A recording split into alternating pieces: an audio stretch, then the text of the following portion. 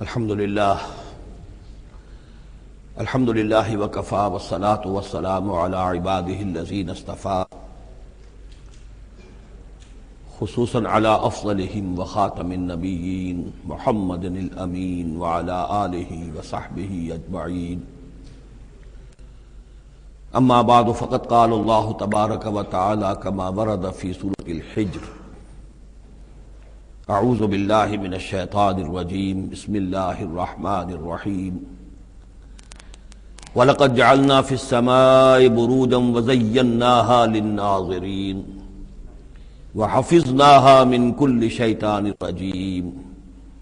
إِلَّا مَنِ اسْتَرَقَ السَّمْعَ فَأَتْبَعَهُ شِهَابٌ مُّبِينٌ صدق اللہ العظیم۔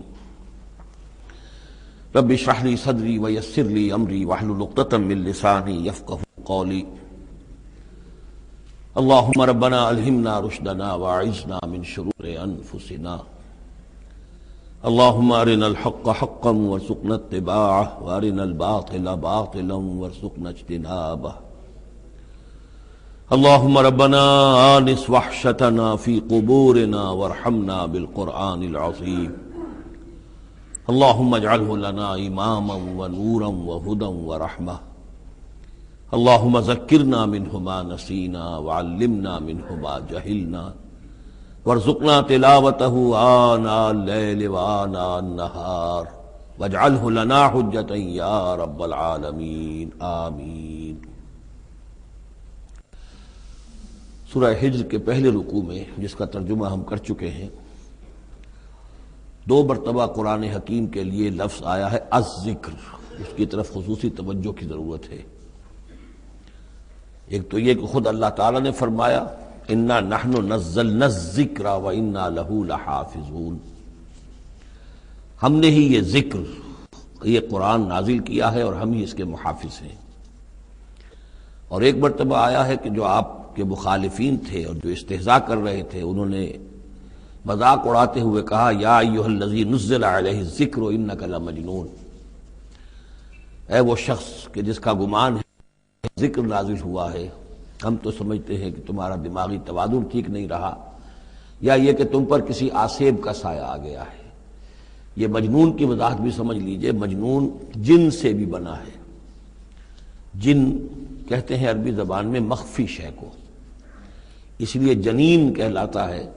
وہ بچہ جو ابھی رحم مادر میں ہے، جو نظر نہیں آتا، چھپا ہوا ہے، معلوم تو ہے کہ بچہ ہے، پیٹ میں ہے، لیکن یہ کہ جنین ہے، وہ ابھی وہ چھپا ہوا ہے۔ اسی سے لفظ جنت بنا ہے۔ جنت جو ہے زمین کا وہ ٹکڑا ہے جس پر خوب درخت ہوں، پودے ہوں، گھاس ہو، تو زمین چھپی ہوئی ہو، زمین ڈھکی ہوئی ہے، زمین جو ہے نمایاں نہیں ہے۔ جنت وہ ہے۔ جن علیہ اللیل کا آیا تھا کہ جب حضرت ابراہیم کا تذکرہ تھا، جب رات نے اس پر تاریکی کا پردہ طاری کر دیا تو گویا کہ ہر شے چھپ گئی۔ تو یہ جو جن کسی پر آ جانا، جس کو ہم کہتے ہیں اس پر کو آسیب کا سایہ ہو گیا، تو مجنون کے معنی یہ بھی تھے۔ اور مجنون اس کو بھی کہتے تھے کہ جس کا دماغی توازن ٹھیک نہ رہا ہو۔ اور یہ بات خاص طور پر نوٹ کرنے کی ہے کہ یہ بات اصل میں حضور کے بارے میں بالکل ابتدائی دور میں کہی گئی تھی، اور اس کے کہنے والوں میں وہ لوگ بھی تھے کہ جو معاندانہ انداز میں نہیں بلکہ ہمدردانہ انداز میں کہہ رہے تھے۔ یعنی بالکل شروع میں جب حضور نے دعویٰ کیا نبوت کا اور فرمایا کہ اس طرح میں تھا وہاں غار حرا میں، اور وہاں فرشتہ آیا ہے، جبرائیل آیا ہے، تو بہت سے لوگوں کو گمان ہوا کہ معلوم ہوتا ہے کہ کوئی بدروح، کوئی آسیب کا سایہ ہو گیا ہے انہیں۔ تو اس حوالے سے اس میں صرف مخالفت ابھی نہیں تھی، بلکہ اس میں ان کے لیے واقعتاً ایک بالکل چونکہ نئی بات تھی، لہٰذا یہ کہنے کا معاملہ جو ہے اس پہلو سے بھی تھا کہ اچھے بھلے آدمی تھے، ہم سوچتے تھے کہ واقعی یہ کئی دن جا کے مراقبے کرتے ہیں، اب یہ رہتے ہیں وہاں غار میں اکیلے تنہا دن رات، تو کہیں کچھ ہو نہ جائے تو معلوم ہوتا کچھ ہو گیا ہے، تو کوئی نہ کوئی جنون عارضہ ہو گیا ہے یا جن کا سایہ ہو گیا ہے۔ تو اس لفظ کو بھی سمجھ لیجئے، اور جو بتانا تھا وہ یہ ہے کہ سورہ نون جو کہ بالکل ابتدائی دور میں نازل ہوئی ہے، جس کا نام سورہ قلم بھی ہے، 29ویں پارے کی دوسری سورت، اس میں بھی یہی بات جو ہے کہی گئی ہے۔ اسی کے حوالے سے میں آپ کو بتا رہا ہوں کہ یہ سورہ مبارکہ جو ہے بالکل ابتدائی دور کی صورتوں میں سے ہے، اسی مشابہت کی وجہ سے۔ قرآن مجید کا ذکر ہونا اس معنی میں ہے، کئی مرتبہ واضح کر چکا ہوں کہ قرآن کا فلسفہ یہ ہے کہ جو ایمانی حقائق ہیں، خاص طور پر اللہ کی ذات کا علم اور اس کی صفات کا علم، وہ روح انسانی کے اندر موجود ہے، بس صرف اس پر ظہول کا پردہ طاری ہو گیا۔ جیسے آپ کو کوئی چیز پہلے معلوم تھی، اب یاد نہیں رہی، معلوم تھی لیکن اب بھول گیا۔ بھولنے کا مطلب کیا ہے کہ وہ آپ کی یادداشت کے ذخیرے میں کہیں نیچے اتر گئی ہے۔ وہ حافظ خانہ جو ہے، ہر انسان کی میموری جو ہے، اب اس کے نہ معلوم کتنے تہہ خانے ہیں، ان میں کسی نچلے تہہ خانے میں جا کر چھپ گئی ہے، وہ آپ کے شعور کی سطح پر نہیں ہے۔ تو کوئی چیز جس کا اس سے تعلق ہو، وہ اگر سامنے آئے گی تو فوراً وہ چیز یاد آ جائے گی۔ ایک دوست سے سالہ سال ہو گئے ملاقات نہیں ہوئی، کبھی خیال بھی نہیں آیا، بھول گئے آپ اس کو، لیکن اچانک کبھی اس نے کوئی رومال آپ کو دیا تھا، کوئی قلم دیا تھا، آپ نے ٹرنک میں رکھا ہوا تھا، ٹرنک کھولا، وہ قلم یا رومال دکھائی دیا، فوراً دوست یاد آ گیا۔ تو یہ قلم یا یہ رومال جو ہے، یہ آیت ہے، یہ نشانی ہے، اس نشانی سے آپ کو ایک بھولی بسری بات یاد آ گئی۔ اسی طرح یہ آیات آفاقیہ، آیات انفسیہ، آیات قرآنیہ، یہ آیات ہیں، نشانیاں ہیں یاد دلانے کے لیے، تاکہ اللہ یاد آ جائے۔ حقیقت میں اللہ تعالیٰ کا علم اور اللہ کی معرفت سوئی ہوئی ڈورمنٹ پوزیشن میں، ڈورمنٹ کنڈیشن میں ہماری روح میں موجود ہے۔ تو الذکر، دی ریممبرنس یا دی ریمائنڈنگ، یہ اصل میں وہ چیزیں کہ جو روح انسانی کے اندر موجود ہیں، لیکن جن پر ظہور کے اور نسیان کے پردے پڑ گئے ہیں، ان پردوں کو ہٹا کر تازہ کرنا۔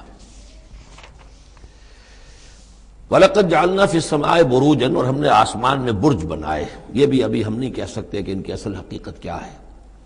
یہ بھی آیات متشابہات میں سے شمار ہوں گے۔ وَزَيَّنَّاهَا لِلنَّاظِرِينَ، اور ہم نے اسے مزین کر دیا ہے آسمان کو اور برجوں کو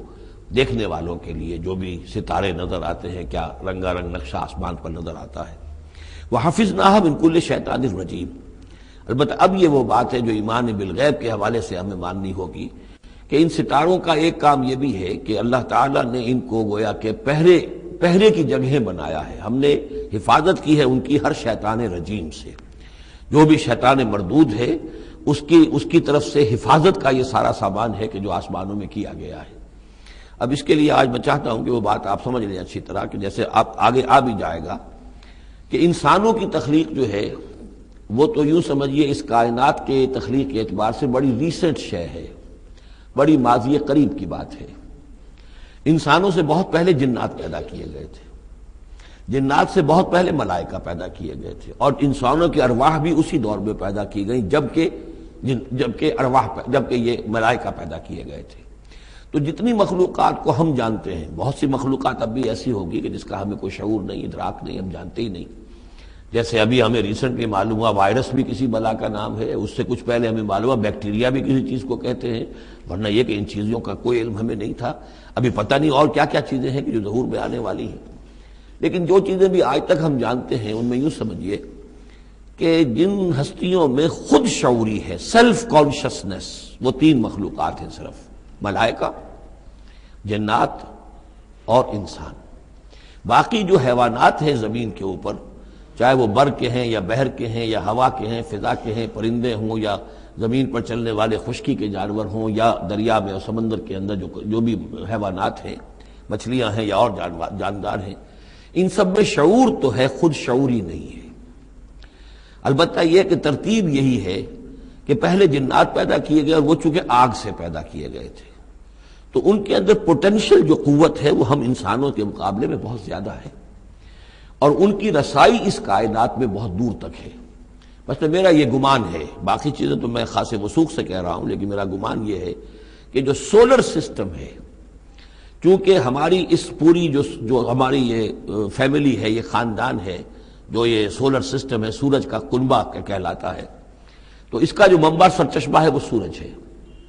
اور معلوم ہوتا ہے کہ اسی کی آگ سے اور اسی کی لپٹ سے اور جنات کی تخلیق ہوئی ہے۔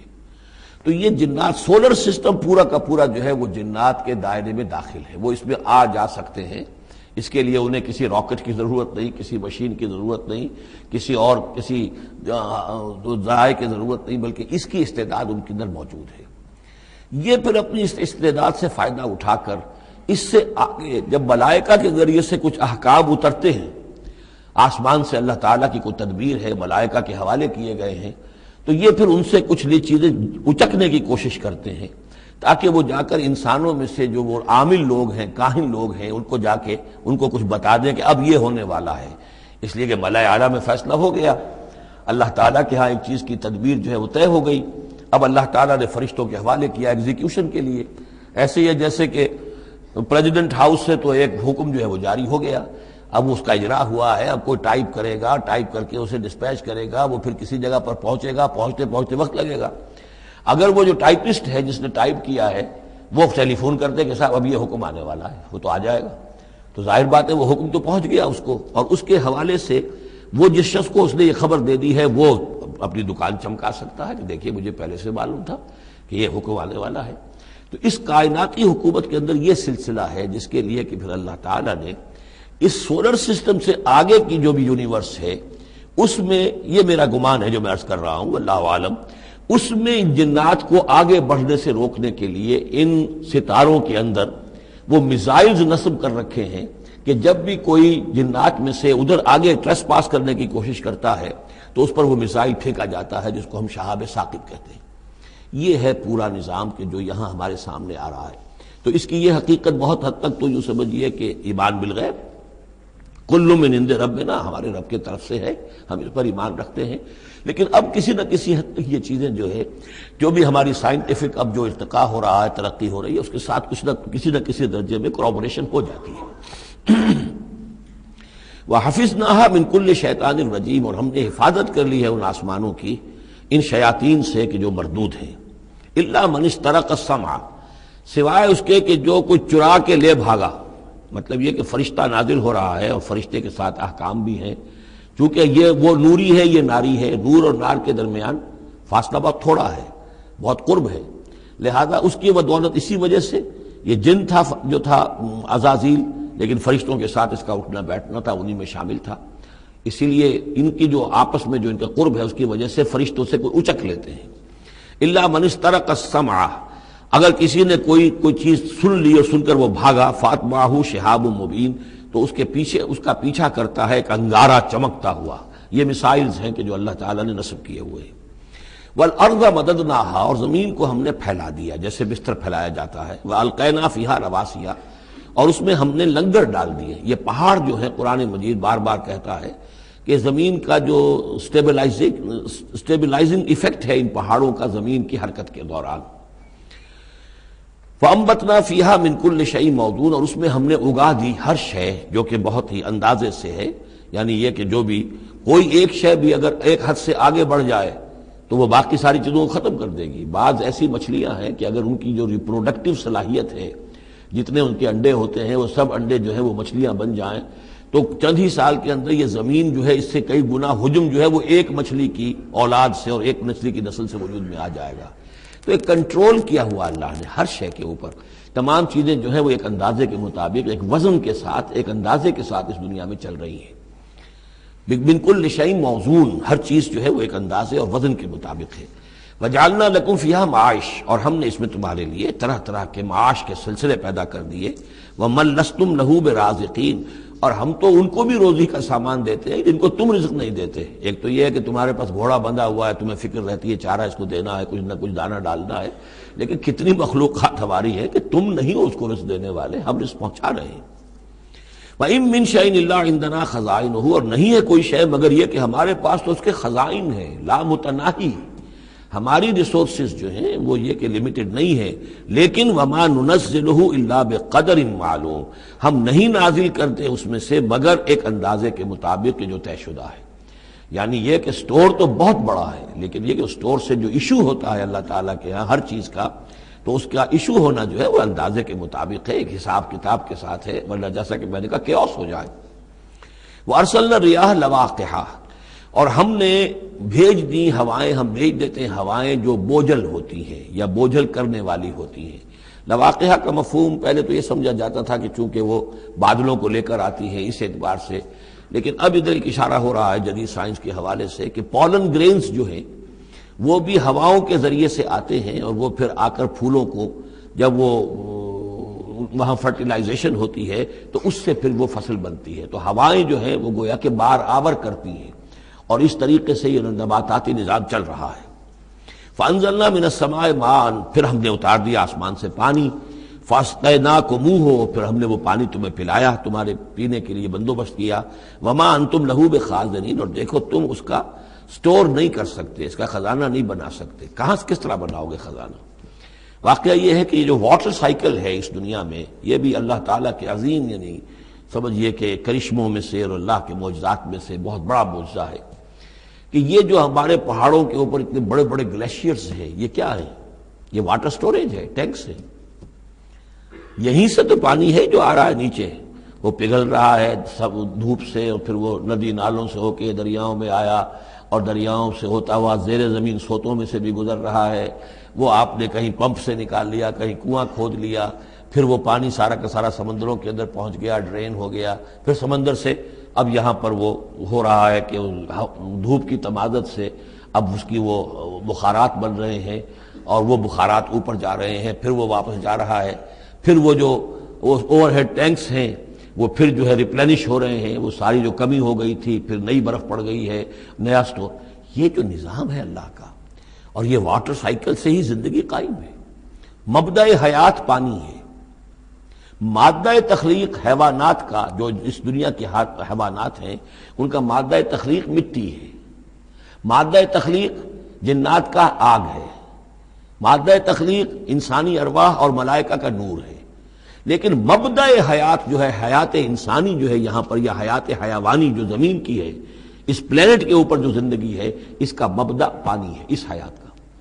تو اب یہ پانی کا سائیکل ہے جو چل رہا ہے۔ وما انتم لہ بخازنین، تم اس پانی کا کتنا خزانہ کر سکتے ہو، کتنا سٹور کر سکتے ہو، کس طرح کا نظام چلا سکتے ہو، کتنے بڑے پیمانے پر یہ واٹر سائیکل جو ہے اللہ تعالیٰ نے اس دنیا کے اندر چلایا ہوا ہے۔ وَإِنَّا لَنَحْنُ نُحْيِي وَنُمِيتُ، اور یہ یقیناً ہم ہی ہیں جو باقی بھی رکھتے ہیں اور موت بھی وارد کرتے ہیں، زندہ بھی رکھتے ہیں اور موت بھی وارد کرتے ہیں، وَنَحْنُ الْوَارِثُونَ، اور پھر ہم ہی وارث ہوں گے۔ ہر شے ختم ہو جائے گی، کسی کی کوئی ملکیت نہیں رہے گی، ساری کی ساری چیزیں پھر ہماری ہی کائنات ہے، ہماری ہی ملکیت ہے۔ وَلَقَدْ عَلِمْنَا الْمُسْتَقْدِمِينَ مِنْكُمْ وَلَقَدْ عَلِمْنَا الْمُسْتَأْخِرِينَ، ہمارے علم میں سے ہے کون لوگ تم میں سے آگے بڑھیں گے۔ اب دیکھیے چونکہ ابتدائی زمانے کی صورت ہے یہ، اب کون لوگ ہوں گے جو آگے بڑھ کر قرآن کو سینے سے لگائیں گے، کون لوگ ہوں گے جو محمد کی دعوت پر لبیک کہیں گے، یعنی جو ہم پڑھ چکے ہیں سورہ توبہ میں، السابقون الاولون من المہاجرین والانصار والذین اتبعوہم بإحسان، یہ کون لوگ ہوں گے ہمیں معلوم ہے، ہم تو پہلے سے جانتے ہیں کہ ابو بکر ایک لمحے کی دیر نہیں لگائے گا، ہمیں معلوم ہے کہ عثمان کو ایک کچھ زیادہ وقت نہیں لگے گا، ہمیں معلوم ہے کہ ابو بکر کی تبلیغ سے یہ طلحہ اور زبیر اور عبد الرحمن ابن عوف اور سعید ابن زید اور یہ سب لوگ جو ہے ایمان لے آئیں گے، اور ہمیں یہ بھی معلوم ہے کون پیچھے رہ جائے گا، وہ بھی ہمیں معلوم ہے۔ وَلَقَدْ عَلِمْنَا الْمُسْتَقْدِمِينَ مِنْكُمْ وَلَقَدْ عَلِمْنَا الْمُسْتَأْخِرِينَ وَإِنَّ رَبَّكَ هُوَ يَحْشُرُهُمْ، اور پھر آپ کا رب ان سب کو جمع کرے گا۔ إِنَّهُ حَكِيمٌ عَلِيمٌ، یقیناً وہ کمال حکمت والا اور علم رکھنے والا ہے۔ اب جو اگلا رکوع آ رہا ہے سورہ مبارکہ کا، یہ اس اعتبار سے بڑا اہم ہے کہ اس میں تخلیق انسانی کے ضمن میں ایک بڑی ثقیل اصطلاح استعمال ہوئی ہے، اور یہ ثقیل اصطلاح 3 مرتبہ آئی ہے۔ اب ظاہر بات ہے کہ قرآن مجید جو ہے اگر اس طرح کی کوئی شکل اختیار کرتا ہے تو کوئی نہ کوئی حکمت اور ضرورت اس کی پشت پر ہوتی ہے۔ وَلَقَدْ خَلَقْنَا الْإِنسَانَ مِنْ صَلْصَالٍ مِّنْ حَمَإٍ مَّسْنُونٍ، اور یقیناً ہم نے انسان کو بنایا ہے اس مٹی سے جو سنی ہوئی تھی گارے کی اور پھر سوکھ کر کھنکنے لگی۔ حَمَإٍ مسنون، سنا ہوا گارا جس میں سے بدبو بھی اٹھ رہی ہو۔ دیکھیے یہ جو انسان کے مادہ تخلیق کے ضمن میں قرآن میں الفاظ آئے ہیں، اب ان کو گنتے جائیے۔ نمبر 1 تراب، مٹی سے بنایا انسان کو، مٹی میں پانی مل گیا، گارا بن گیا تو اس کو کہتے ہیں تین، من تین، خلقتنی من نار وخلقتہ من تین، یہ سورہ اعراف میں ہم پڑھائے ہیں۔ ابلیس نے کہا تھا کہ مجھے تو نے بنایا آگ سے اور اس کو بنایا آدم کو گارے سے، اور اب چاہتا اور مجھے حکم دے رہا ہے کہ میں اس کے سامنے جھکوں، میں تو اس کے سامنے نہیں جھک سکتا۔ 3 کے بعد آیا 3 لازب، گارا پڑا رہے تو وہ جب اس کے اندر پھر کچھ چپچپاہٹ پیدا ہو جاتی ہے، اور یہ پرانے زمانے میں ہوتا تھا، اب تو میں سمجھتا ہوں کہ جدید نسل کو تو ان چیزوں کا علم ہی نہیں ہے۔ کچے گھر بنتے تھے تو انہیں لیپتے تھے، پوتتے تھے، گارا بناتے تھے، تغاری ہوتی تھی، پھر مٹی کے اندر تھوڑی سی توڑی ڈال دیتے تھے۔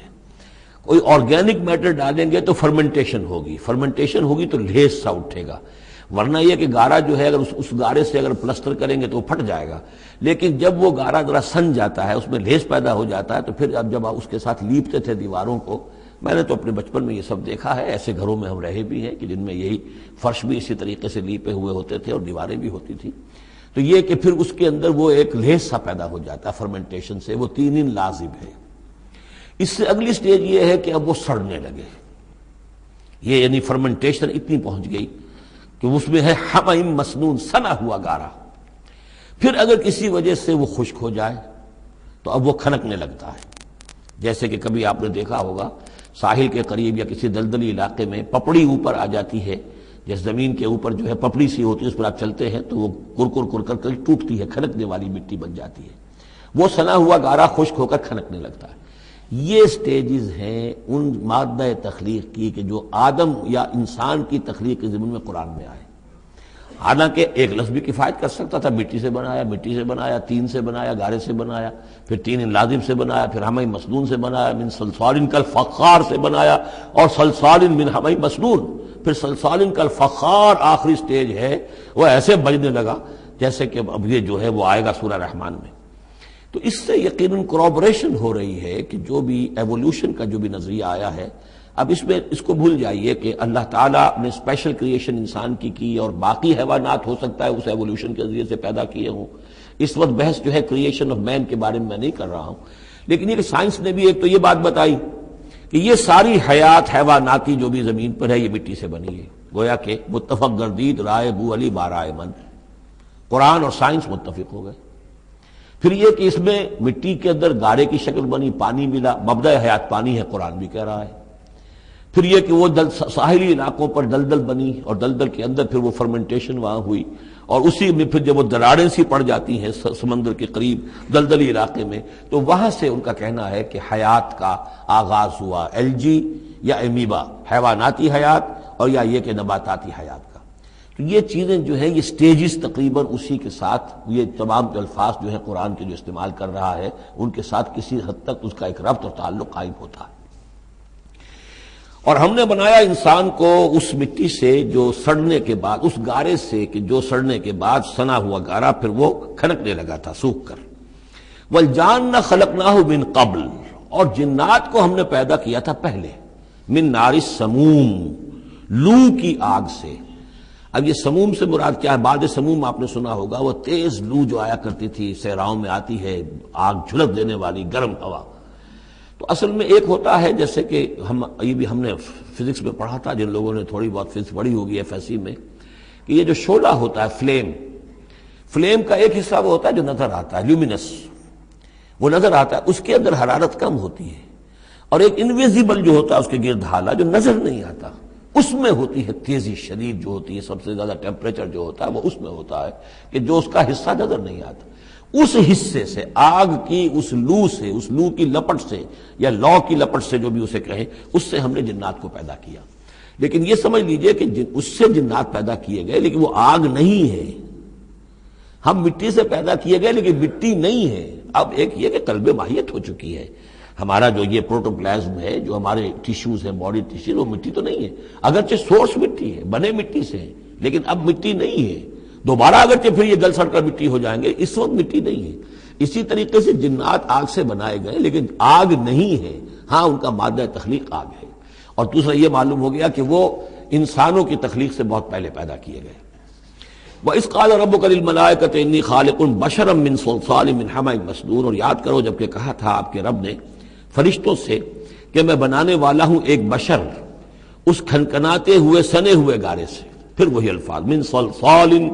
من حمأ مسنون، ثقیل لفظ ہے، ثقیل اصطلاح ہے۔ اور یہاں خاص طور پر نوٹ کیجئے کہ لفظ آدم نہیں آیا، بشر بنانے لگا ہوں۔ کہیں بھی قرآن مجید میں جہاں یہ تخلیق کے ابتدائی مراحل بیان ہوتے ہیں، لفظ آدم کہیں نہیں ملے گا آپ کو، سوائے وہ ایک آیت میں نوٹ کرا چکا ہوں سورہ آل عمران کی، کہ عیسیٰ کی مثال بھی اللہ کے نزدیک آدم کی سی ہے، خلقہ من تراب ثم قال له کن فیکون، وہ ایک مثال موجود ہے، لیکن باقی کہیں آپ کو بشر، انسان، جب میں بنانے والا ہوں ایک انسان اس مٹی سے سنے ہوئے گارے کی جو سوکھ کر کھنکھنانے لگی ہے، فَإِذَا سَوَّيْتُهُ، جب میں اس کا تسویہ کر لوں۔ تخلیق کے بعد تسویہ ہوتا ہے، جیسے کسی شے کا ایک حیولہ بن گیا پھر اس کی نوک پلک سنواری جاتی ہے، مین سٹرکچر جو ہے کسی بلڈنگ کا کھڑا ہو گیا، اب اس کا آرکیٹیکچرل ٹچز ہیں، اس کے اوپر ڈیکوریشن ہے، اس پہ پینٹنگ ہے، یہ تسویہ ہے۔ فَإِذَا سَوَّيْتُهُ، پھر جب میں اسے پوری طرح نک سک سے درست کر دوں، صحیح بنا دوں، پورا کر لوں، وَنَفَخْتُ فِيهِ مِن رُوحِي، اور پھونک دوں میں اس میں اپنی روح میں سے، کہ روحی ضمیر متکلم کا صیغہ ہے سیدھا سیدھا، فَقَعُوا لَهُ سَاجِدِينَ، تو گر پڑنا اس کے سامنے سجدے میں۔ فَسَجَدَ الْمَلَائِكَةُ كُلُّهُمْ أَجْمَعُونَ، اب یہ تیسری مرتبہ پڑھ رہے ہیں ہم قرآن حکیم میں یہ قصہ آدم و ابلیس۔ تو کیا سجدہ سب فرشتوں نے، کل کے کل نے، سب نے مل کر۔ دیکھیے یہ جو ہے تاکید کی انتہا ہے، فرشتوں میں سے کوئی بھی مستثنیٰ نہیں رہا، نہ جبرائیل، نہ میکائیل، نہ اسرافیل، الا ابلیس، سوائے ابلیس کے۔ اور اس میں پھر گمان ہوتا ہے کہ شاید یہ بھی فرشتہ تھا، فرشتہ نہیں تھا، اس کی وجہ سورہ کہف میں مل جائے گی۔ ابا ان یکون مع الساجدین، اس نے انکار کیا سجدہ کرنے والوں کے ساتھ ہونے سے۔ قال یا ابلیس ما لک الا تکون مع الساجدین، اللہ نے فرمایا ابلیس کیا ہوا تجھے، کیا سبب ہے، تو کیوں نہیں ہوا سجدہ کرنے والوں کے ساتھ؟ قال لم اکن لاسجد لبشر خلقتہ من صلصال من حمأ مسنون، اس نے کہا میرے لیے یہ روا نہیں ہے، میرے لیے ممکن نہیں ہے کہ میں سجدہ کروں اس بشر کو جس کو تو نے پیدا کیا ہے سنے ہوئے گارے سے، جبکہ وہ کھنکھنانے لگا ہوا۔ قال فاخرج منها فانك رجیم، اللہ نے فرمایا تو نکل جاؤ یہاں سے، اس میں سے نکل جاؤ، اس لیے کہ اب تم مردود ہو گئے ہو۔ وان علیک اللعنۃ الی یوم الدین، اور اب تم پر لعنت رہے گی یوم الدین تک، جزا و سزا کے دن تک، یوم بعث بعد الموت تک۔ قال رب فانظرنی الی یوم یبعثون، تو اس نے درخواست کی کہ پروردگار پھر مجھے ذرا مہلت دے دے، ڈھیل دے دے اس دن تک کے لیے جس دن کے یہ دوبارہ اٹھائے جائیں گے۔ قال فانک من المنظرین، اللہ تعالیٰ نے اسی شان بے نیازی کے ساتھ فرمایا اچھا جاؤ ٹھیک ہے، تمہیں ڈھیل دے دی گئی، تمہیں یہ رخصت مل گئی، تمہیں یہ چھوٹ مل گئی، مہلت مل گئی۔ الی یوم الوقت المعلوم، اس وقت معین کے دن تک، یعنی یہ کہ اس وقت تک تم زندہ رہو گے۔ وہ ابلیس جو ہے جن، ویسے جنوں کی زندگیاں شاید انسانوں سے زیادہ ہوتی ہوں، میں نہیں جانتا کتنی ہوتی ہیں، لیکن یہ کہ کوئی اور جن نہیں ہے کہ جو اس وقت سے آج تک زندہ ہو سوائے اس ایک جن کے جس کا نام عزازیل تھا، اور یہ جن جو ہے وہ ابھی تک زندہ ہے اپنی اسی ذات کے ساتھ، باقی اس کی اولاد، اس کی اور نسل جو ہے، اس کی ذریت ہے، وہ اپنی جگہ ہے۔ قال رب بما اغویتنی، اب اس نے کہا پروردگار جو تو نے مجھے گمراہ کیا، اب نوٹ کیجئے وہ گمراہی کو اللہ کی طرف منسوب کر رہا ہے۔ بما اغویتنی، تو نے جو مجھے گمراہ کیا ہے، لأزینن لہم فی الارض ولأغوینہم اجمعین، تو میں اب ان کو یعنی آدم کی اولاد، آدم اور حوا کی اولاد کو میں زمین میں ان کو خوب مزین کر دوں گا، زمین ان کے لیے یہ اسی میں خوب گم ہو جائیں گے، زمین اور اس کی چمک دمک اور اس کی رونقیں اور زیبائشیں آرائشیں ان کی نگاہوں میں کھب جائیں گی۔ وَلَأُغْوِيَنَّهُمْ أَجْمَعِينَ، تجھے بھول جائیں گے، وہ لگ جائیں گے انہی چیزوں کے اندر، اور میں ان سب کو گمراہ کر کے چھوڑوں گا۔ لَأُغْوِيَنَّهُمْ أَجْمَعِينَ، سب کو، إِلَّا عِبَادَكَ مِنْهُمُ الْمُخْلَصِينَ، سوائے ان میں سے ان کے کہ جن کو تو اپنا خاص بندہ بنا لے، تو اپنا خاص بندہ بنا لے، مخلص کر لے، یہاں پہ وہی نوٹ کیجئے مخلص ہے، مخلصین، جن کو تو خالص کر لے اپنے لیے، ظاہر بات ہے کہ اس پر تو میرا زور نہیں چلے گا، باقی یہ کہ میں کسی کو چھوڑوں گا نہیں۔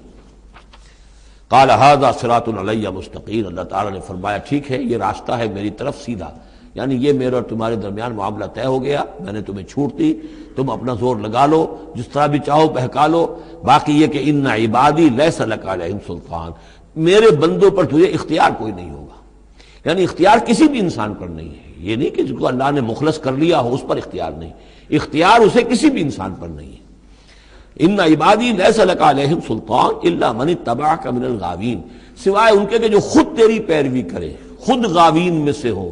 خود ان کے اندر غوا ہو، خود ان کے اندر سرکشی ہو، خود وہ جو ہے وہ اپنی نفس پرستی کی طرف مائل ہو، وہ تو تیری پیروی کریں گے، ان کو تو جدھر چاہے لے جا، جس کھائی میں چاہے لے جا کے ان کو پھینک دے، اور جس جہنم کی جس وادی میں چاہے ان کو گرا دے، مجھے اس سے دلچسپی نہیں، لیکن یہ کہ میرے کسی بندے پر تجھے اختیار حاصل نہیں ہوگا۔ وَإِنَّ جَهَنَّمَ لَمَوْعِدُهُمْ أَجْمَعِينَ، اور پھر جہنم ہی ان سب کا ٹھکانہ ہوگا، سب کا جو بھی تیری پیروی کریں گے۔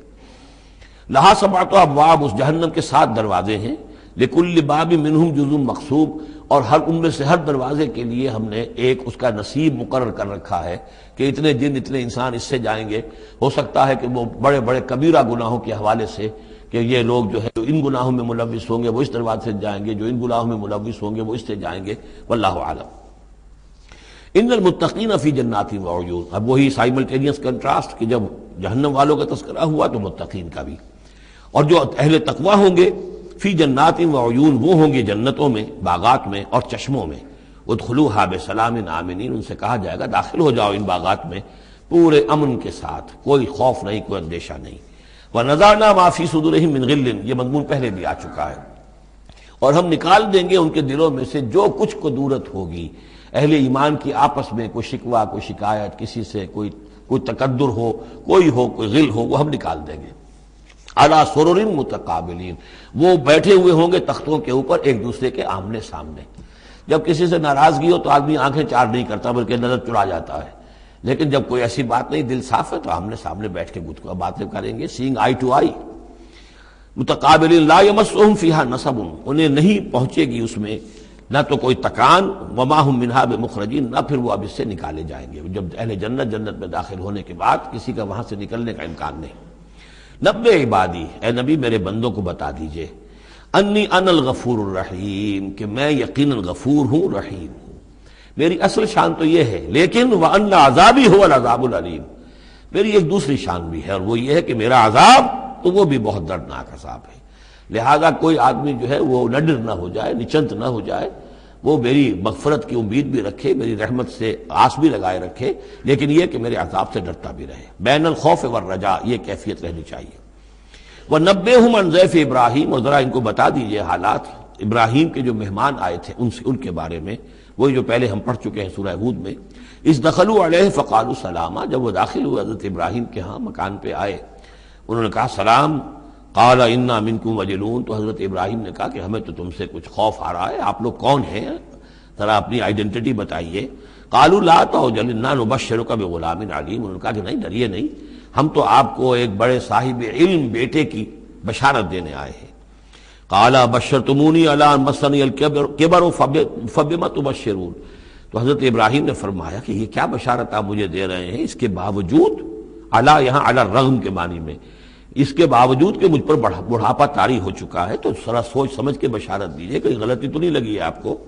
قالوا بشرناک بالحق، ان کا نہیں، ہم نے بشارت آپ کو دی ہے حق کے ساتھ، قطعی اور حقیقی بات ہے، شدنی امر ہے، یہ ہو کر رہنے والا ہے۔ فلا تکن من القانتین، تو اے ابراہیم آپ تو پھر نا امید لوگوں میں سے تو نہ ہو جائیے، مایوس نہ ہو جائیے۔ قال ومن یقنط من رحمت ربہ الا الضالون، تو حضرت ابراہیم نے کہا کہ ہاں یہ بات تو آپ صحیح کہہ رہے ہیں، اللہ تعالیٰ کی رحمت سے مایوس تو صرف وہی ہو سکتے ہیں جو گمراہ ہوں۔ یہ اللہ کی قدرت، اللہ کی رحمت، عین بڑھاپے میں اللہ مجھے اولاد دے دے، 87 برس کی عمر میں بیٹا دے دے، جیسے اس نے حضرت یحییٰ کی والدہ کو، جو کہ بالکل بانجھ رہی ساری عمر، اور حضرت زکریا جو ہیں بہت بوڑھے ہو چکے تھے، اسی طریقے سے معاملہ یہاں بھی ہوا ہے۔ قال فما خطبکم ایھا المرسلون، اب انہوں نے پوچھا کہ اے فرشتادو، اے جو بھیجے گئے ہو، ایلچی ہو، تمہارا کیا معاملہ ہے، یعنی کس قدر جا رہے ہو، کیا قصد ہے، کیا ارادہ ہے۔ قالوا انا ارسلنا الی قوم مجرمین، ان کا کہ ہمیں بھیجا گیا ہے ایک مجرم قوم کی طرف، الا آل لوط، سوائے آل لوط،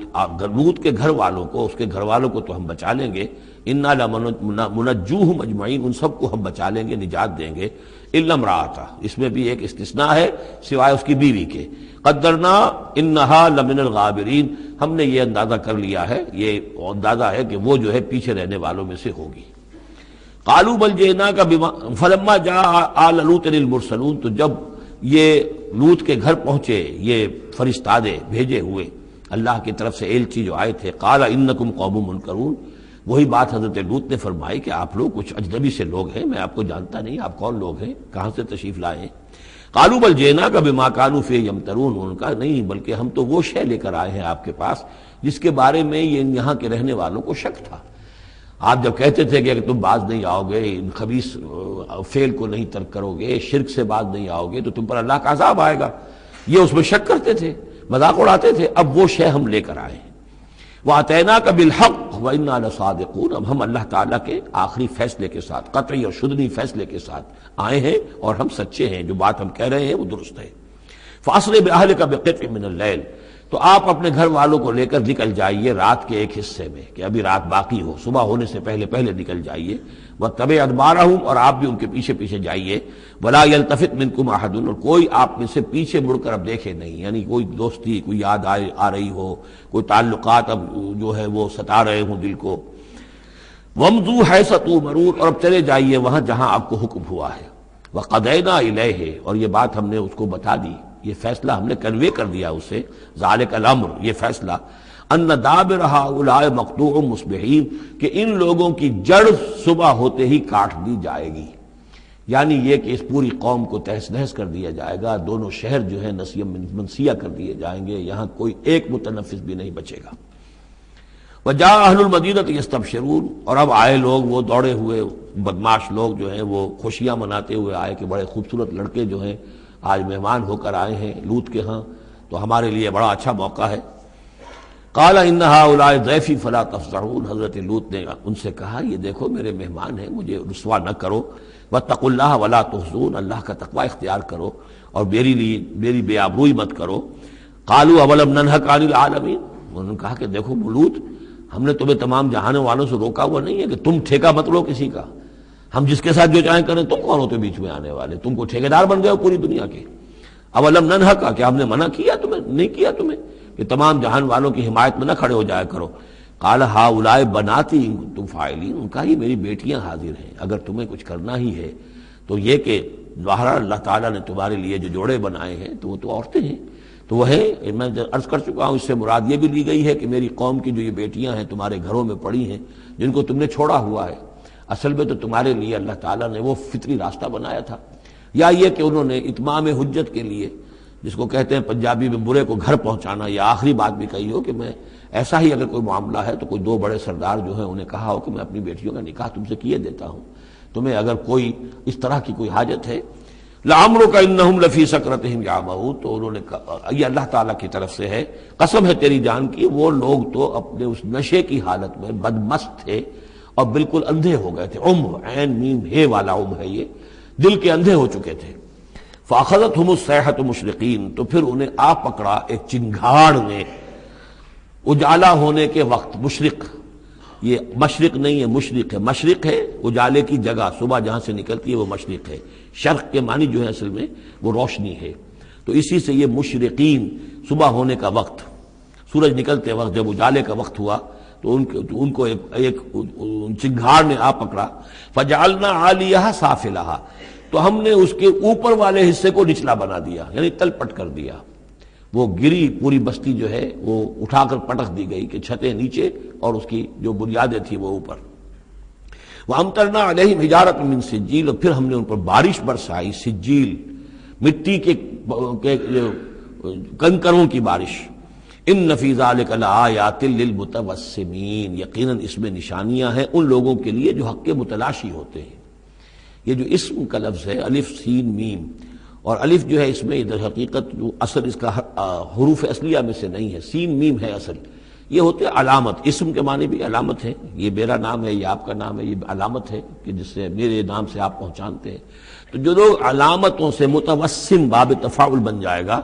جو علامتوں سے حقیقت کو پہچاننا چاہیں، جو آیات آفاقیہ، آیات تاریخیہ، آیات انفسیہ، آیات قرآنیہ سے حقیقت کو جاننا چاہیں، ان فی ذلک لآیات للمتوسمین وَإِنَّهَا لَبِسَبِیلٍ مُقِیم، اور وہ جو بستیاں تھیں وہ سیدھی راہ پر واقع ہوئی تھیں، یعنی یہ سیدھا راستہ تھا جو یمن سے جاتا تھا فلسطین تک، میڈیٹرینین کے ساحل تک، اور یہ سیدھا راستہ تھا کیروان روٹ، مشرق و مغرب کے درمیان یہی لنک تھا، سویز کینال تھی نہیں، اور ابھی یہ راستہ جو تھا round the Cape of Good Hope, یہ تو کہیں جا کر 1498 میں واسکو ڈی گاما نے تلاش کیا ہے، تو یہ راستہ معلوم ہی نہیں تھا، سویز کینال تھی نہیں، تو ساری جو مشرق اور مغرب کی ٹریڈ ہوتی تھی وہ یہ تھی کہ ہندوستان اور چین اور یہ جاوا، ملایا وغیرہ جو ہیں، یہ ہند چینی کے جتنے یہ سب سامان آتا تھا یمن کے ساحل پر، یورپ کے سارے ممالک کا سامان آ جاتا تھا شام کے ساحل پر، فلسطین کے ساحل پر، اب ان دو کے درمیان یہ قافلے چلتے تھے، یہ کیروانز تھے کہ جو ان جہاں سے لے کر سامان ادھر، ادھر کا سامان ادھر، تو یہ راستہ ہے امام مقیم، سبیل المقیم اس کو کہا گیا، سیدھا راستہ، سیدھی شاہراہ، اسی پر یہ اصحاب ہجر کے بھی مسکن تھے، اسی پر پھر یہ اصحاب مدین کے بھی تھے، اور یہ بستیاں بھی اسی راستے پر واقع ہوئی تھیں۔ ان فی ذلک لآیۃ للمؤمنین، یقیناً اس میں نشانی ہے اہل ایمان کے لیے، وان کان اصحاب الایکۃ لظالمین، اسی طریقے سے جو بن والے تھے مدین والے وہ بھی بہت ظالم تھے، یہ ایکا کا لفظ بھی ان کے لیے آیا ہے، یہ مدین والے۔ فانتقمنا منہ، یہاں پہ صرف تذکرہ ہو رہا ہے، یہاں تذکرہ آپ نے دیکھا کہ صرف حضرت لوط علیہ السلام کا ہوا ہے اس انباء الرسل کے انداز میں، باقی حضرت ابراہیم کا تذکرہ ہو گیا ہے وہ وہی ہے قصص النبیین کے انداز میں، باقی یہاں پر جو تذکرے ہو رہے ہیں یہ بھی صرف ذکر ہے، یہ انباء الرسل کا ذکر ہے کہ جیسے حضرت شعیب، لیکن شعیب کا نام نہیں یہاں آیا بلکہ یہ کہ صرف یہ کہ مدین والے، فانتقمنا منہم، ان سے بھی ہم نے انتقام لیا، وَإِنَّهُمَا لَبِإِمَامٍ مُبِينٍ، اور یقیناً وہ بھی، یہ دونوں جو بستیاں ہیں کھلے راستے پر واقع ہوئی ہیں، وہی راستہ جو میں نے ابھی آپ کو بتایا ہے۔ وَلَقَدْ كَذَّبَ أَصْحَابُ الْحِجْرِ الْمُرْسَلِينَ، اصحاب الحجر یہ قوم سمود کا دوسرا نام ہے، وہ علاقہ جو ہے جہاں یہ قوم سمود آباد تھی اس کو علاقے کو حجر بھی کہتے ہیں، جیسے کہ وہ علاقہ جہاں قوم عاد آباد تھی اسے احقاف کہتے ہیں، اس علاقے کا نام احقاف تھا، قوم کا نام عاد تھا، جو رسول بھیجے گئے وہ ہود تھے۔ اس علاقے کا نام حجر ہے، قوم کا نام سمود ہے، جو رسول بھیجے گئے وہ حضرت صالح تھے علیہ الصلوۃ والسلام۔ وَلَقَدْ كَذَّبَ أَصْحَابُ الْحِجْرِ الْمُرْسَلِينَ، اسی طرح حجر والوں لوگوں نے بھی، اس علاقے کے لوگوں نے بھی جھٹلایا بھیجے ہوں کو، رسولوں کو، ان میں سے بہت سے نبی ہوں گے، پھر بعد میں اللہ نے آخری جو ہے حضرت صالح علیہ السلام کو بھیجا رسول کی حیثیت سے۔ وَآتَيْنَاهُمْ آیَاتِنَا، انہیں ہم نے اپنی آیات دیں، ان کو تو خاص طور پر جو ہے وہ اتنی حصی نشانی دکھائی گئی، ایک وہ جو اونٹنی کا معاملہ، حضرت صالح کی اونٹنی کا معجزہ، فَكَانُوا عَنْهَا مُعْرِضِينَ، لیکن وہ ان سے منہ ہی پھیرتے رہے، اعراض ہی کرتے رہے۔ وَكَانُوا يَنْحِتُونَ مِنَ الْجِبَالِ بُيُوتًا آمِنِينَ، اور وہ پہاڑوں کو تراش کر اپنے لیے بڑے امن والے گھر بناتے تھے، یہ گھر آج بھی موجود ہیں، میں خود بھی ایک مرتبہ گیا ہوں اور دیکھ کر آیا اس پورے علاقے کو۔ فَأَخَذَتْهُمُ الصَّيْحَةُ مُصْبِحِينَ، تو انہیں بھی آ پکڑا ایک چنگھاڑ نے صبح کے وقت۔ فَمَا أَغْنَىٰ عَنْهُمْ مَا كَانُوا يَكْسِبُونَ، تو کچھ نہ کام آ سکا ان کے وہ ساری کمائی جو انہوں نے کی تھی، جو کچھ انہوں نے مال اسباب جمع کیا تھا، عذاب الہی سے بچانے میں کچھ بھی مفید ثابت نہ ہوا۔ تو اس سورہ مبارکہ میں گویا کہ حضرت شعیب کا نام لیے بغیر ان کا ذکر آ گیا، حضرت صالح کا نام لیے بغیر ان کا ذکر آ گیا، حضرت لوط کا ذکر جو ہے وہ نام کے ساتھ آیا، تو تین تو ہیں وہ انباء الرسل میں سے، اور ایک حضرت ابراہیم علیہ السلام کا ذکر، وہ اسی انداز میں جس انداز میں کہ سورہ ہود میں اس سے پہلے آ چکا ہے۔ اب جو آخری 15 آیات ہیں اس سورہ مبارکہ کی وہ بڑی اہم ہیں دعوت دین کے اعتبار سے، اور جس حالت میں کہ اس وقت محمد رسول اللہ صلی اللہ علیہ وسلم تھے، اور اس سے بھی آپ کو معلوم ہو جائے گا کہ یہ خاص اس دور میں نازل ہوئی ہے جبکہ حضور کی دعوت جو ہے ابھی ابتدائی مراحل میں تھی، اور ابھی آپ کو، پہلے تو آپ کی دعوت کا دور تھا کہ آپ پرسن ٹو پرسن دعوت دے رہے تھے، اعلان اس معنی میں نہیں، ڈنکے کی چوٹ نہیں، بلکہ جن سے تعلق تھا، جن سے دوستی تھی، جن سے پرانی واقفیت تھی، جسے آپ کہیں گے کہ پرسن ٹو پرسن جو ہے دعوت چل رہی تھی، اگرچہ کوئی دور بھی حضور کی دعوت میں انڈر گراؤنڈ دور کا نہیں آیا ہے، خفیہ دعوت ایک دن کے لیے بھی نہیں۔ بعض لوگ اس دور میں، بعض تحریکیں ایسی ہیں کہ جو اس کو خفیہ سے تعبیر کرتے ہیں کہ انڈر گراؤنڈ موومنٹ تھی، تو یہ غلط ہے۔ انڈر گراؤنڈ دعوت کا حضور کی دعوت میں سیرت میں ایک دن بھی نہیں ہے۔ البتہ یہ ضرور ہے کہ جیسے ایک نیچرل ایک تدریج ہوتی ہے، اس کے اندر ایک ترقی ہوتی ہے کسی معاملے کے اندر، پہلے آپ نے ذاتی جن سے تعلقات تھے، حضرت ابوبکر بہت پرانے دوست تھے، ان سے سب سے پہلے ان سے بات کی ہے، گھر میں حضرت خدیجہ جو آپ کی اہلیہ تھی ان سے بات کی، حضرت علی ہیں جو چچا زاد بھائی ہیں بلکہ زیر تربیت ہیں، زیر کفالت ہیں، ان سے بات کی ہے، اپنا جو غلام تھا جسے آزاد کر کے منہ بولا بیٹا بنایا ہوا ہے اس سے بات کی، اس طریقے سے پرسن ٹو پرسن۔ لیکن پھر یہ کہ تقریباً 3 سال کے بعد پھر آپ کو حکم ہوا کہ اب آپ ڈنکے کی چوٹ اعلان دعوت شروع، وہ آیت اس صورت مبارک میں آ رہی ہے۔ وما خلقنا السماوات والارض وما بینہما الا بالحق، اور ہم نے نہیں بنایا، تخلیق فرمایا آسمانوں کو اور زمین کو اور جو کچھ ان کے مابین ہے مگر حق کے ساتھ۔ پرپز فل کریشن ہے یہ پرپز لیس نہیں ہے، ایٹ رینڈم نہیں ہے، یہ کوئی کھلنڈرے کا کھیل نہیں ہے جیسے کہ ہندو مائتھولوجی میں ہے، رام کی لیلا ہے، جیسے کوئی بچہ ہے کھیلتا ہے، اب بچے کے کھیلنے میں کوئی حکمت تھوڑا ہی ہوتی ہے، اس نے ایک کھلونا اٹھایا اور پٹخ دیا، پھر کوئی دوسرا اٹھایا پھر پٹخ دیا، پھر پہلا اٹھا لیا، اب اس میں کوئی حکمت تو نہیں ہے۔ اسی طریقے سے رام جی جو ہیں کھیل رہے ہیں، جس کو چاہتے ہیں تخت سے اٹھا کر زمین پہ پٹخ دیتے ہیں، جس کو چاہتے ہیں وہ جو تیلا کیا وہ تیلی اس کو اٹھا کے وہ راجا بنا دیتے ہیں. تو یہ کھیل ہے رام کا، رام کی لیلا ہے یہ. تو یہ تصور اسلام میں نہیں ہے. یہ کائنات کی تخلیق بالحق ہے. ربنا ما خلقت ھذا باطلا سبحانک فقنا عذاب النار. تیری ذات اس سے بہت اعلیٰ اور عرفہ ہے، پاک ہے کہ تیرے بارے میں یہ گمان کیا جائے کہ تو نے یہ کائنات ایسے ہی بنا دی کھیلنے کے لیے،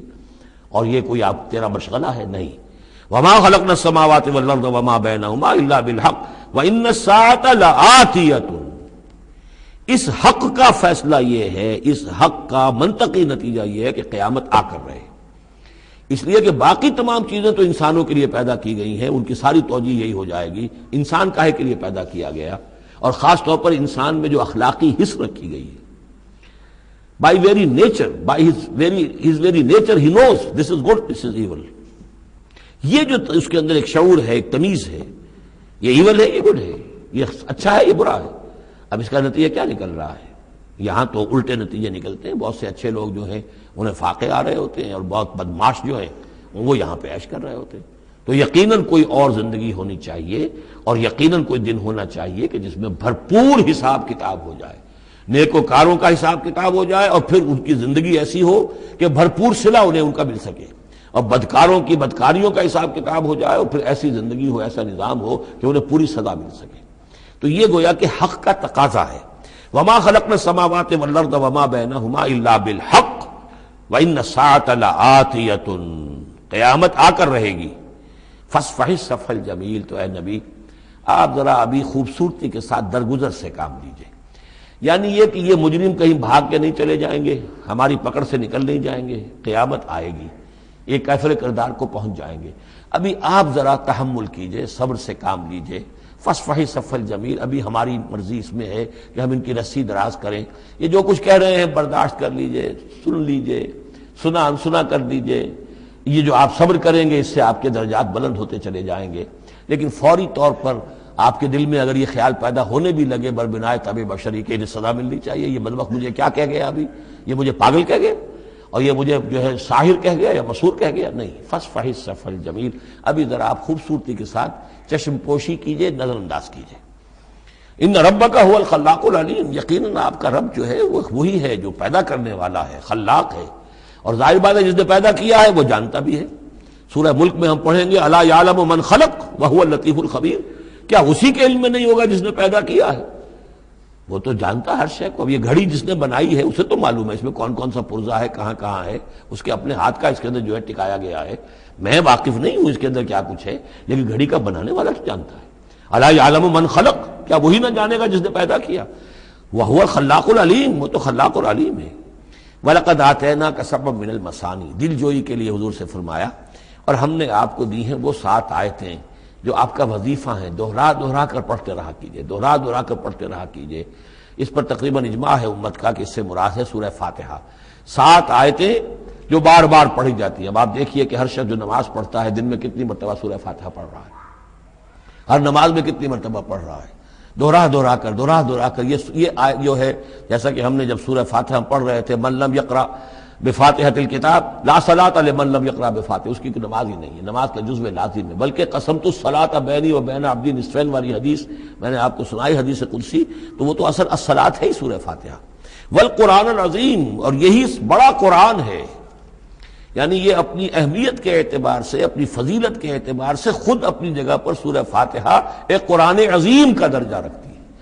اسی لیے اس کو اساس القرآن بھی کہا، اس کو کافیہ بھی کہا، شافیہ بھی کہا گیا، یہ ام القرآن بھی ہے. وَلَقَدْ آتَيْنَاكَ. اے نبی ہم نے اتنی بڑی بڑی دولتیں آپ کو دی ہیں. یہ کیوں گرایا جا رہا ہے یہ ذرا آگے آپ کو معلوم ہو جائے گا. کیونکہ بہرحال حضور کو یہ احساس ہوتا تھا یا نہیں ہوتا تھا، دیکھنے والوں کو تو احساس ہوتا تھا. ابو جہل مالدار ہے، ولید بن مغیرہ اتنا بڑا چودھری ہے، یہ محمد تو یتیم تھے، کوئی بال دولت ان کے پاس نہیں، کوئی ان کی حیثیت نہیں. ہاں کچھ عرصے سے کچھ کھا پی بھی رہے ہیں تو وہ بیوی کا مال ہے، اپنا تو نہیں ہے. یہ ان کی نگاہوں میں جو ان کے معیارات تھے، جو ان کے اندازے تھے سوچنے کے، وہ تو یہ تھے. اس حوالے سے یہاں بظاہر حضور سے خطاب ہے، لیکن اصل میں ان کو بتایا جا رہا ہے کہ بدبختو تمہیں کیا معلوم ہم نے ان کو کتنی بڑی دولت دی ہے. وَلَقَدْ آتَيْنَاكَ سَبْعًا مِنَ الْمَثَانِي وَالْقُرْآنَ الْعَظِيمِ. ہم نے ان کو وہ 7 آیتیں عطا کی ہیں. ایک حدیث کے مطابق جیسی آیت نہ قرآن میں اتری کوئی اور اس کے مثل، اور نہ تورات میں نہ انجیل میں. یہ سورہ فاتحہ ہے۔ وَلَقَدْ آتَيْنَاكَ سَبْعًا مِنَ الْمَثَانِي وَالْقُرْآنَ الْعَظِيمَ وَلَا تَمُدَّنَّ عَيْنَيْكَ إِلَىٰ مَا مَتَّعْنَا بِهِ أَزْوَاجًا مِّنْهُمْ۔ تو اے نبی آپ کی نگاہیں نہ اٹھیں اس ساز و سامان کی طرف جو ہم نے ان کو عطا کیا ہے۔ ابو جہل کو اگر دے رکھا ہے، ولید بن مغیرہ کو دے رکھا ہے، اور بڑے سرداروں کو دے رکھا ہے، ان کی جائیدادیں ہیں، ولید بن مغیرہ کے باغات طائف میں بھی ہیں، اس کی جائیداد طائف میں بھی ہے، مکے میں بھی ہے، آپ کی نگاہ ادھر اٹھے ہی نہ۔ پر کاہ کے برابر، جیسا کہ ایک حدیث میں آتا ہے کہ دنیا مافیہا کی حیثیت اگر اللہ کی نگاہ میں ایک مچھر کے پر کے برابر بھی ہوتی تو اللہ کسی کافر کو ایک گھونٹ پانی بھی اس دنیا سے نہ دیتا۔ جو اللہ کا ماننے والا اور جاننے والا، اللہ کو جاننے والا ہو تو اس کی نگاہ میں تو پھر اس دنیا و مافیہا کی وہی وقت ہونی چاہیے، وہ متاثر نہ ہو یہاں کی چمک دمک سے، آپ کی نگاہ اٹھے ہی نہ۔ لا تمدن عینیک الی ما متعنا بہ ازواجا منہم، ان کو جو ہم نے دے رکھا ہے ساز و سامان اور زیبائش اور آرائش جو ہے، آپ کی نگاہیں ادھر نہ اٹھے۔ ولا تحزن علیہم، اور اب دیکھیے ان کے اوپر جو بھی اب عذاب آئے گا یا جس عذاب کے مستحق ہو رہے ہیں آپ اس پر غم بھی نہ کھائیے۔ ٹھیک ہے یہ آپ کا کنبہ ہے، قبیلہ ہے، اب ابو لہب آپ کا چچا بھی ہے، لیکن یہ کہ اب غم نہ کیجئے آپ۔ وَاخْفِضْ جَنَاحَكَ لِلْمُؤْمِنِينَ، اور آپ اپنے کندھوں اور بازوؤں کو ذرا جھکا کر رکھیے اہل ایمان کے لیے۔ یہ ہمارے فقراء جب آتے ہیں، یہ جو غلام طبقے سے جو لوگ آئے ہیں، یہ لوگ جو گرے پڑے طبقات سے تعلق رکھتے ہیں، جب یہ آپ کے پاس آئیں تو آپ ان کا استقبال کیجئے۔ فَقُلْ سَلَامٌ عَلَيْكُمْ كَتَبَ رَبُّكُمْ عَلَىٰ نَفْسِهِ الرَّحْمَةَ، تو اس انداز میں ان کا استقبال کیجئے، ان کے سامنے تواضع کیجئے، ان کے سامنے اپنے کندھوں کو جھکائیے۔ وَاخْفِضْ جَنَاحَكَ لِلْمُؤْمِنِينَ، یہی مضمون ایک مرتبہ پھر سورہ طٰہٰ کے اندر آئے گا۔ وَاخْفِضْ جَنَاحَكَ لِمَنِ اتَّبَعَكَ مِنَ الْمُؤْمِنِينَ، اہل ایمان یہ جو آپ کی پیروی کر رہے ہیں آپ اپنے ذرا کندھے ان کے سامنے جھکا کر رکھیے۔ یا یہ حکم دیا گیا ہے اولاد کو والدین کے بارے میں، اگلی صورت میں آ جائے گا سورہ بنی اسرائیل میں، کہ ان کے لیے اپنے کندھوں کو اپنے بازوؤں کو ذرا جھکا کر رکھا کرو، والدین کے سامنے تن کر نہ کھڑے ہو کہ کندھے جو ہیں اٹھے ہوئے ہیں، بلکہ کندھے ذرا دبا کر۔ وَاخْفِضْ جَنَاحَكَ لِلْمُؤْمِنِينَ وَقُلْ إِنِّي أَنَا النَّذِيرُ الْمُبِينُ، اور کہہ دیجئے کہ میں تو صرف خبردار کرنے والا ہوں، کھلم کھلا خبردار کرنے والا، میری اس کے سوا کوئی ذمہ داری نہیں ہے۔ كَمَا أَنزَلْنَا عَلَى الْمُقْتَسِمِينَ، جیسے کہ ہم نے نازل کیا ہے ان پر کہ جنہوں نے تقسیم کر لیا ہے، الذین جعلوا القرآن عضین، قرآن کو انہوں نے بوٹلیاں بنا لیا ہے، اس کو توڑ کے ٹکڑے کر دیا ہے۔ اب اس کے اندر دو رائے ہیں، ایک تو یہ کہ اس قرآن سے مراد یہی قرآن ہے، اور مذاق اڑایا کرتے تھے لوگ، یہ جو بھی تھے ابو جہل اور اس کے ساتھی،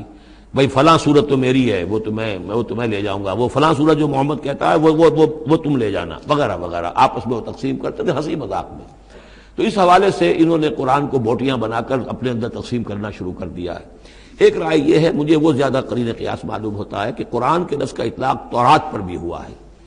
کہ یہ قرآن وہ ہے جو محمد پر نازل ہوا، ولا بالذی بین یدیہ، ایک اور جگہ ہم آگے چل کر دیکھیں گے، وہ قرآن جو اس سے پہلے تھا، اور وہ گویا کہ وہ تورات تھی اللہ کی کتاب۔ تو جس طریقے سے تورات کے ٹکڑے ٹکڑے کر دیے تھے یہود نے، اور قراطیسا تجعلونہ قراطیسا تبدونہا وتخفون کثیرا، یہ ہم پڑھ چکے ہیں سورہ انعام کی آیت نمبر 91 میں، تو جیسے کہ ٹکڑے ٹکڑے کر کر اور کچھ حصہ ظاہر کیا کچھ چھپایا، تو ان دونوں کی رائے ہے وہ میں نے آپ کے سامنے پیش کر دی۔ فَوَرَبِّكَ لَنَسْأَلَنَّهُمْ أَجْمَعِينَ، تو تیرے رب کی قسم اے محمد صلی اللہ علیہ وسلم، ان سب کو ہم جمع کر کے رہیں گے۔ اما نسألنهم اجمعین، ہم ان سے پوچھ کر رہیں گے، یہ لفظ وہی آ گیا ہے فَلَنَسْأَلَنَّ الَّذِينَ أُرْسِلَ إِلَيْهِمْ وَلَنَسْأَلَنَّ الْمُرْسَلِينَ، یہ جو سورہ اعراف کی آیت نمبر 6 تھی، ہم لازماً پوچھ کر رہیں گے ان سے بھی جن کی طرف رسولوں کو بھیجا گیا، اور ان سے بھی کہ جن کو رسول بنا کر بھیجا گیا۔ فَوَرَبِّكَ لَنَسْأَلَنَّهُمْ أَجْمَعِينَ، تو آپ کے رب کی قسم ہم ان سب سے پوچھ لیں گے، حساب کتاب لے لیں گے، یہ تھوڑے سے وقت کی بات ہے، آپ ذرا صبر کیجئے۔ اما كانوا يعملون، جو کچھ کہ یہ کر رہے تھے، فَاصْدَعْ بِمَا تُؤْمَرُ، یہ ہے وہ آیت۔ اب ڈنکے کی چوٹ علی الاعلان کہیے جس چیز کا آپ کو حکم ہوا ہے۔ یہ جب حکم آیا حضور کو تو پھر آپ کوہ صفا پر کھڑے ہوئے، اور پھر آپ نے وہاں، اگرچہ ظاہر بات ہے کہ اس کا کوئی امکان نہیں تھا کہ آپ ننگے ہو جاتے، لیکن جو وہاں کا رواج تھا وہ یہ تھا کہ اگر کسی شخص کے پاس کوئی ایسی خبر آتی تھی کہ فلاں قبیلے کے لوگ جو ہیں آج رات ہمارے اوپر حملہ کریں گے، شب خون ماریں گے،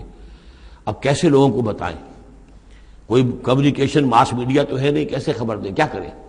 تو وہ یہ کرتا تھا کہ وہ شخص کپڑے اتار کے معذر ذات برہنہ ہو کر کسی اونچی جگہ کھڑا ہو جاتا تھا، تاکہ ہر طرف سے لوگ دیکھ لیں کہ ایک ننگا آدمی کھڑا ہے، نذیر عمیان کہتے تھے اسے، ننگا خبردار کرنے والا۔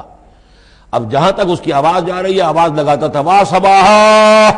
ہائے وہ صبح جو آنا چاہتی ہے، آیا چاہتی ہے، اس لیے کہ صبح کے وقت ہوتے تھے حملے، یہ جس کو آج کل آپ کہتے ہیں small hours of the morning, وہ بہت غفلت کا وقت ہوتا ہے آدمی کا، صبح رات کے 2-3 بجے جو ہے ٹھنڈی ٹھنڈی نیند آئی ہوتی ہے، اس وقت وہ آتے تھے، حملہ کرتے تھے، لوٹ مار کرتے تھے، قتل کرتے تھے اور بھاگ جاتے تھے۔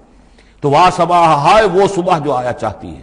تو اب لوگ دوڑتے تھے کہ بھائی کہاں کی خبر آئی ہے، کون ہے، کون سا قبیلہ ہے، کس کے بارے میں اطلاع ہے، اطلاع صحیح ہے غلط ہے۔ تو یہ ان کا رواج تھا۔ تو حضور نے یہ کیا، صرف ایک چیز اس میں سے نکال دی، ننگے ہونے کا سوال نہیں تھا معاذ اللہ، لیکن آپ بھی کھڑے ہو گئے کوہ صفا پر، وا صباحا کا نعرہ لگایا۔ اب لوگ آئے، دوڑے، کوئی خبر دی ہے، محمد دینا چاہتے ہیں، کوئی بات ہے، بڑی اہم کوئی بات ہے۔ وہاں آپ نے پھر اپنی دعوت پیش کی۔ تو اسی مجمع میں پھر ابو لہب نے کہا تھا تبا لک لہذا جمعتنا، تمہارے لیے ہلاکت ہو، ہمیں اس کام کے لیے جمع کیا تھا، ہم اپنے بڑے بڑے اہم کاموں میں لگے ہوئے تھے۔ وہ مہاجن تھا، کہیں مہاجنی سود اپنا لین دین کا حساب کر رہا ہوگا بیٹھا ہوا، میں وہ سب چھوڑ کر آیا ہوں کہ کوئی خاص اہم بات تم نے بتانی ہے، لیکن تم نے یہ کیا کیا۔ تو یہ ہے وہ واقعہ، اور اس سے معلوم ہو جاتا ہے کہ یہ سورہ مبارکہ جو ہے اسی دور کی، ابتدائی دور کی ہے۔ فاصدع بما تؤمر واعرض عن المشرکین، تو اب ڈنکے کی چوٹ کہیے اب جو کہ آپ کو حکم دیا گیا ہے، اور ان مشرکوں سے اعراض کیجئے، پرواہ نہ کیجئے ان کی۔ انا کفیناک المستہزئین، یہ جو استہزاء کرنے والے ہیں، تمسخر اڑانے والے ہیں، ہم آپ کی طرف سے ان کے لیے کافی ہوئے رہیں گے، ان کی کوئی مخالفت آپ کا کچھ بال بیکا نہیں کر سکے گی۔ الذین یجعلون مع اللہ الہا آخر، جو اللہ کے ساتھ ساتھ اور بھی الہ گھڑے بیٹھے ہوئے ہیں، فسوف یعلمون، تو ان قریب انہیں معلوم ہو جائے گا کہ اصل حقیقت کیا ہے اور وہ کس طرح کی گمراہیوں میں پڑے ہوئے تھے۔ اب وہ آیت آ گئی جس کا کئی مرتبہ میں حوالہ دے چکا ہوں، اور سورہ انعام میں خاص طور پر وَلَقَدْ نَعْلَمُ، اے نبی ہمیں خوب معلوم ہے، اَنَّكَ يَضِيقُ صَدْرُكَ بِمَا يَقُولُونَ، کہ جو کچھ یہ لوگ کہہ رہے ہیں اس سے آپ کا سینہ بھجتا ہے۔ کسی نے پاگل کہہ دیا، کسی نے مجنون کہہ دیا، آصیب کا سایہ آ گیا، کوئی ہمدردی کے انداز میں آ کے کہتا ہے۔ عتبہ ابن ربیعہ ایک دفعہ آیا، کیونکہ وہ بزرگ تھا، خاندان کا معمر آدمی تھا، بھتیجے میرے بڑے تعلقات ہیں عاملوں سے بھی، کاہنوں سے بھی، واقعی اگر کوئی تم پر کوئی سایہ ہو گیا ہے، کوئی بری روح کوئی آ گئی ہے تو مجھے بتا دو، میں بلا کے لے آؤں گا، علاج کرا دوں گا تمہارا۔ اب کوئی کچھ کہہ رہا ہے، کوئی کچھ کہہ رہا ہے، کسی نے کہا شاعر ہے، کسی نے کہا کہ ایک انہوں نے غلام پکڑ کے رکھا ہوا ہے، عجمی غلام، اسے کمرے میں بند کیا ہوا اپنے گھر کے اندر، اور وہ عالم ہے بہت بڑا جو پورے پچھلی کتابوں کا جاننے والا، اس سے ڈکٹیشن لیتے ہیں اور پھر آ کر ہم پر دھونس جماتے ہیں کہ یہ اب وحی آئی ہے۔ تو یہ ساری باتیں سنتے تھے حضور صلی اللہ علیہ وسلم، تو آپ کو تکلیف پہنچتی تھی، کوفت ہوتی تھی۔ وَلَقَدْ نَعْلَمُ، اے نبی یہ نہ سمجھیے کہ ہمیں اندازہ نہیں ہے کہ آپ کو کوفت ہو رہی ہے، آپ کو تکلیف ہو رہی ہے، آپ کا سینہ بھیجتا ہے۔ وَلَقَدْ نَعْلَمُ أَنَّكَ يَضِيقُ صَدْرُكَ بِمَا يَقُولُونَ، کہ جو کچھ یہ لوگ کہہ رہے ہیں اس سے آپ کا سینہ بھیجتا ہے۔ فَسَبِّحْ بِحَمْدِ رَبِّكَ، بس اپنے رب کی حمد میں اور تسبیح میں لگے رہیے، تسبیح کیجئے اپنے رب کی حمد کے ساتھ، اسی سے آپ کے دل کو سکون ہوگا، اطمینان ہوگا، اسی سے یہ کہ آپ کے لیے استقامت اور صبر کے راستے جو ہیں وہ کھلتے چلے جائیں گے۔ وَقُم مِّنَ السَّاجِدِينَ، اور سجدہ کرنے والوں میں ہو جائیے، آپ سجدہ کیجئے، تسبیح کیجئے، حمد کیجئے، اپنے رب کے ساتھ تعلق مع اللہ ہے کہ جو ان تمام سختیوں کو آپ کے لیے آسان کر دے گا۔ جتنا اللہ سے اپنے اس قلبی اور ذہنی رشتے کو مضبوط سے مضبوط تر بنائیں گے، اتنی ہی یہ تمام چیزیں جو ہیں آپ پر ہلکی ہوتی چلی جائیں گی۔ وَاعْبُدْ رَبَّكَ حَتَّىٰ يَأْتِيَكَ الْيَقِينُ، اور اپنے رب کی بندگی میں، پرستش میں لگے رہیے یہاں تک کہ وہ یقینی بات آ جائے۔ اور وہ یقینی بات کیا ہے؟ جو یقینی شے ہے، شدنی ہے، موت، یعنی یہ کہ تا دم آخر دم فارغ مباش، اندری رہ میں تراش و میں خراش، آخری وقت تک اس بندگی میں اپنے لگے رہیے، جو بھی آخری موت جب تک آ جائے۔ یا موت سے مراد یہ بھی ہو سکتا ہے یقین سے، یقینی بات اللہ کی مدد آ جائے، اللہ کی طرف سے غلبہ حاصل ہو جائے اور اللہ تعالیٰ کی نصرت آ جائے، اللہ کا فیصلہ آ جائے، لیکن عام طور پر گمان یہی ہے کہ اس سے مراد موت ہے۔ وَاعْبُدْ رَبَّكَ حَتَّىٰ يَأْتِيَكَ الْيَقِينُ، اور اپنے رب کی بندگی اور پرستش میں لگے رہیے یہاں تک کہ وہ یقینی شے وقوع پذیر ہو جائے۔ بارک اللہ لی ولکم فی القرآن العظیم ونفعنی وإیاکم بالآیات والذکر الحکیم۔